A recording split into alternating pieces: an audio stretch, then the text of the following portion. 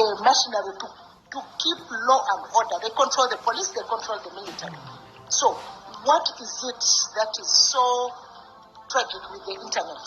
Well, the information, because to me information is power. Yeah, but when you deny us that right to information, then Mike, you can come in. Yeah, I think my sister Sheila needs to appreciate that governments work on the basis of intelligence, and you could have credible intelligence to the effect that is there a moment when government is unintelligent? No.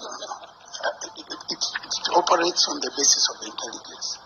Leave it at that, because intelligence collection and what informs decision making in all governments all over the world. So with that in mind, I know there are very good people like Sheila who just want to share very good information, but likewise on a day like this there are people with ulterior motives. Honorable So if it is for the security of Ugandans, because all affected, all of us are affected, I'm equally affected, but if it is for the interest of our security today and tomorrow through this process, I think I'm available and willing to go through that inconvenience. Personally, I'm a user of internet, and as I'm here, I would be best position to do that. But if it is, it's like when we have our mothers producing babies and going through some labor pains.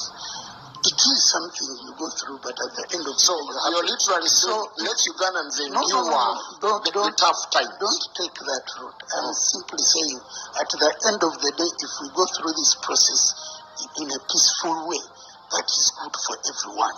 It's a win-win situation. If that can be guaranteed.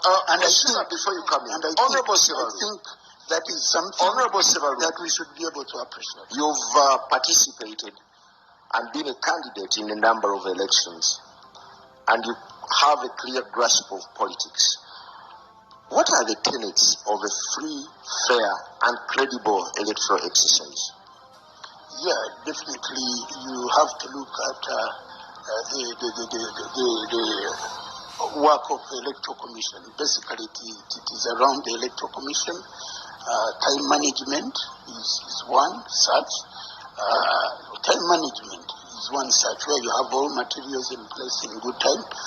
Thank God where I vote from, that was the case, and that's why I've come here after having voted. We are looking at a free, fair, and credible election. And that is the one. What are the ingredients? Time is one. Time is one. You need to allow to follow the electoral laws as set out in terms of managing the electoral area, in terms of arrangements. You must guarantee privacy because this is secret ballot. You shouldn't make it open, so that must be undertaken. So the test of a free, fair, and credible election comes on the event. No, it is a process. Election is not an event. It is a process. You right from updating the registers, civic education, getting people to appreciate how it is going to be conducted. So it is a wholesome process, right from the pre, and when you are looking at an election, you look at the pre, you look at the election day, and you look at post, because even after that, it remains an electoral process, and you must appreciate all that. But one thing we need to appreciate in that's why I think even the people who came up with that nomenclature talked about free and fair election, because perfect election is something that may not be easy to achieve, given that you are working with people, you are working with machines. Now machines are getting faulty somewhere. So all those dynamics are put in place in order to be able to assess the fairness of the same. Well, Sheila, the country must have geared up to a free, fair, and credible election. Where are the lines upon which you can describe it as such? Maybe if I speak as a journalist, I would say that a free and fair election, to me, would be a process where information flow is not interrupted. I'm able to get timely information I'm able to get credible information, and then I'm able to say, judge as a voter and follow the process. Because I imagine if I was a candidate following my voters and knowing that I have voters in Kanungu, I have voters in Kotido, I have voters in Abim, and I have voters in Kampala, Mukono, etc., etc. We have 100 and something constituencies. So, no, they are more than that. I think they are about 34,000 constituencies. So, if I am a candidate, I want to be in touch with all my people. So, if I am denied that, then I will definitely say the process is not free, it is not fair. And I know that the ruling party, which has control over the internet and the information flow right now, has a network of personalities of people up to the village level, which the opposition or the candidates standing as independents may not have. So, to me, when I cannot have timely information, then the process is flawed. I don't feel it's fair. The person to watch in this election, again to you, Sheila, is Justice Simon Byabakama. It is his debut performance. It's the first time he's at the helm of the general election. In the run-up to this, how would you score his performance? I don't want to really score Justice Byabakama, yes. Simon.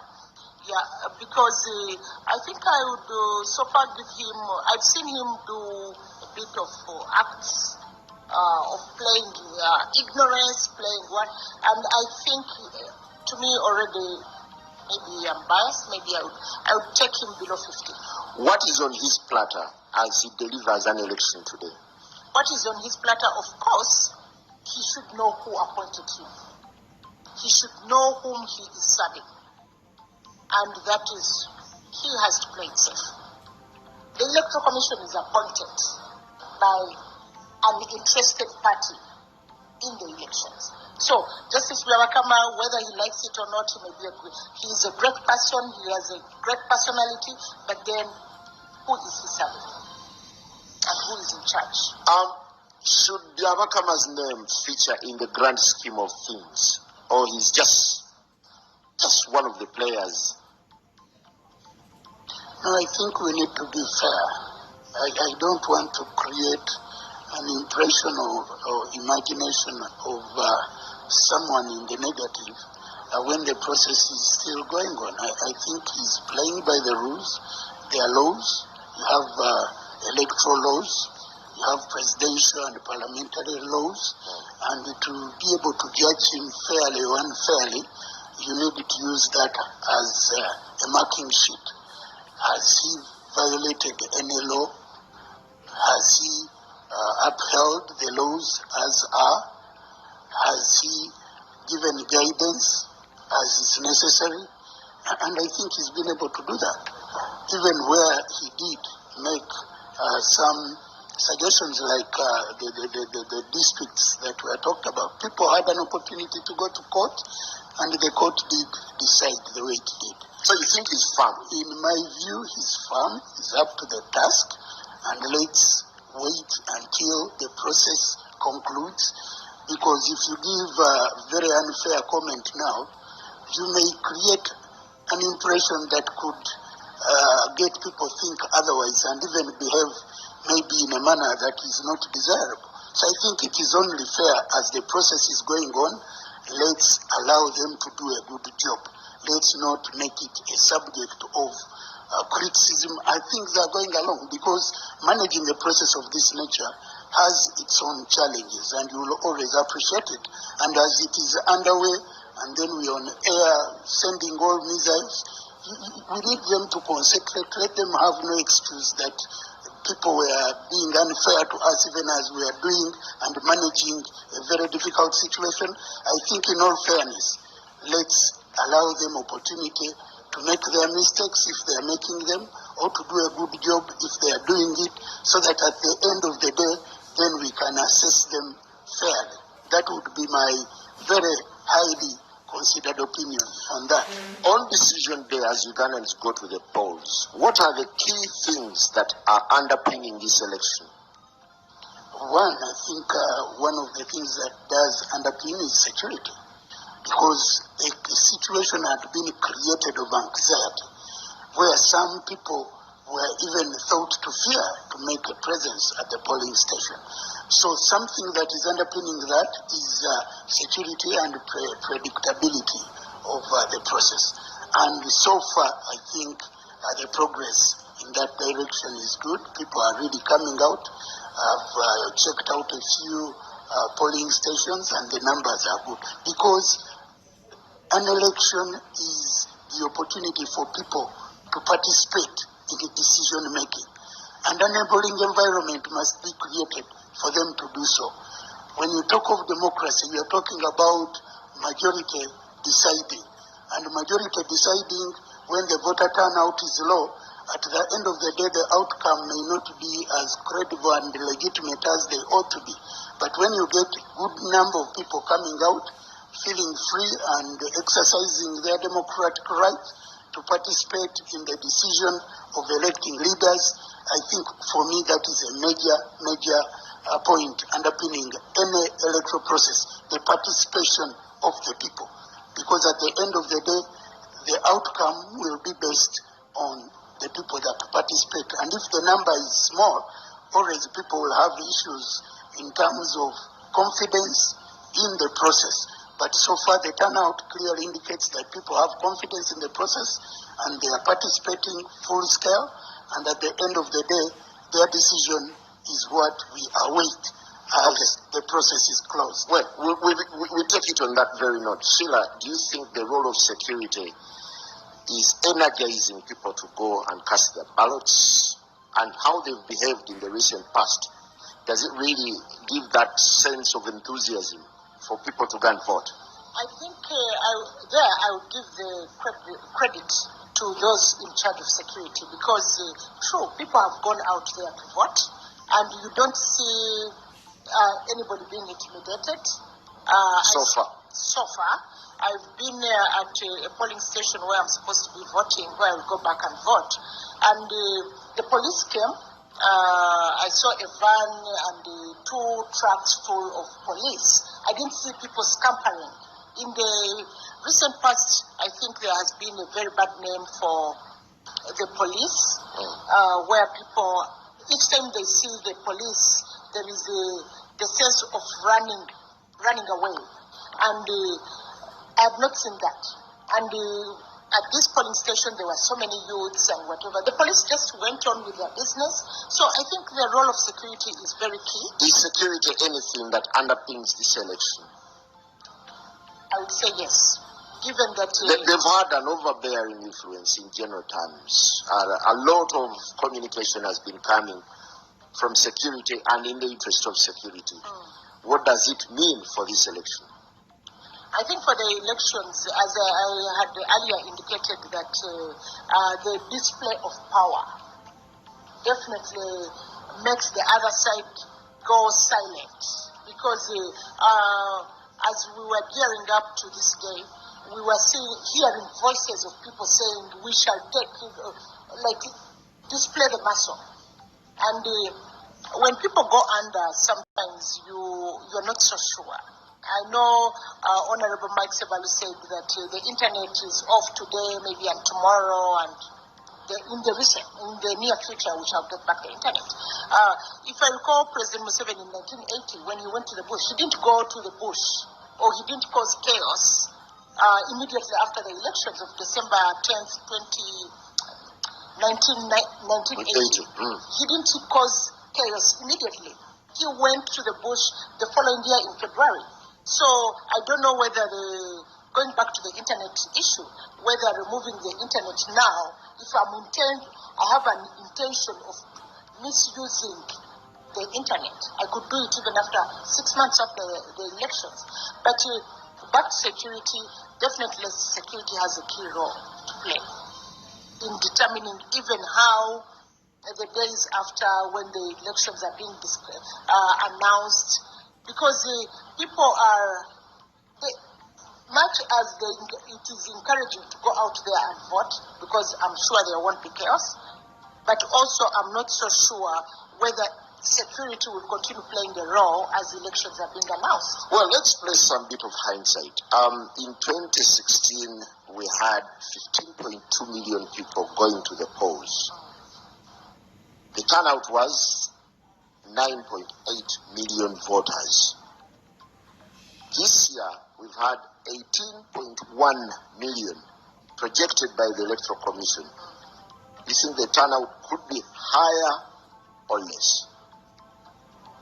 I would say, I don't want to be a prophet, but I don't know whether I want to say it will be higher or less, but I would think that people are going to go out there and vote, but the turnout still could be compromised, given that some people believe there's going to be no change. It is going to be the same person in power. So some of the people are going to just sit back and say, whatever. Honorable Sebalu, what's your prediction looking at the numbers? Already the trends, if the trends currently going on are anything to go by, I project that it is likely to be higher than 2016. Many people are really going out there to vote, and whether the incumbent is going to be the one in charge of the country has to be decided today. It cannot be assumed. It cannot be. It's not an assumption. That's why many people are going out there to vote, because there are people going out to vote to ensure that they secure their future. There are also people who are going out there to cause change. So the two contestation is at the level that each side is going to bring their utmost capacity to get their view for you. You look at a scenario where candidates have had 65 days to traverse, to comb 134 districts. Could this be having a bearing on the outcome? And minus rallies. I think that it is not so much the time minus rallies, but this election, by the way, has been more dynamic. It has applied, it has gone into a space hitherto unutilized. So the social media has been has been very well covered. If you look at coverage, be it on TV, be it in the news, because we are operating in an environment that is not normal, we've been able to operate abnormally. But even in that, the message has gone out. Parties that have structures have used structures to get their messages out, and parties have also made optimal utilization of media, electronic and print media, as well as social media. So to me, in terms of coverage, it may be surprising that this may even be more covered than the previous elections we had. The time notwithstanding and the manner of engagement notwithstanding, it's been a unique one, and it is likely to have very unique outcomes. Sheila, today marks the climax of weeks of tension. There's been violence, incidents of violence here and there, drama, tension, and quite some bit of uncertainty. Are there any lessons that we can replicate for the future elections, or there's quite a lot we need to scrap? I would say maybe taking it over from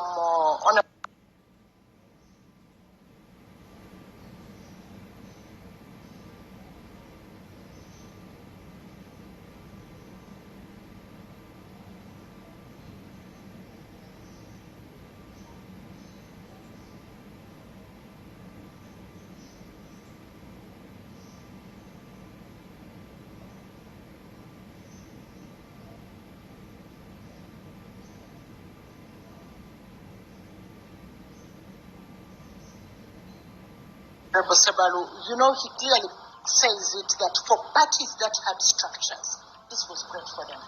For parties without structures, and we know that most of the political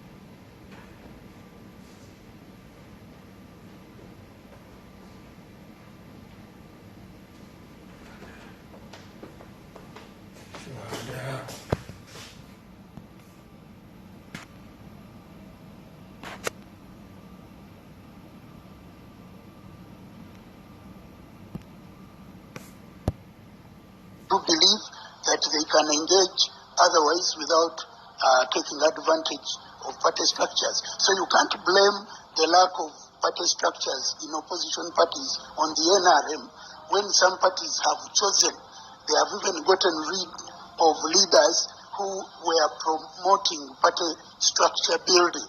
So definitely that is not something you can blame me for. If it is a cold weather and you come prepared in your nice attire to take care of that, and Mike comes the way he is, I can't blame you for having the foresight and me not having the same. So I think in all fairness, that is not something to be. They will simply be envious of. Yeah, definitely. Well, very interesting. Sheila, what did you find impressive about the campaign process leading up to today? I don't know whether I found anything impressive. Maybe I'm still in the analog. I want to hear what people are standing for. And once the message in campaigns, once the message is repeated over and over again, then I'm able to buy into what you're talking about. It's like really an advert. When I hear Coca-Cola or any other advert playing in my head over and over again, then I'm able to choose. So, what pushed you to go and vote this morning? This morning, I think what is pushing me is it's my right.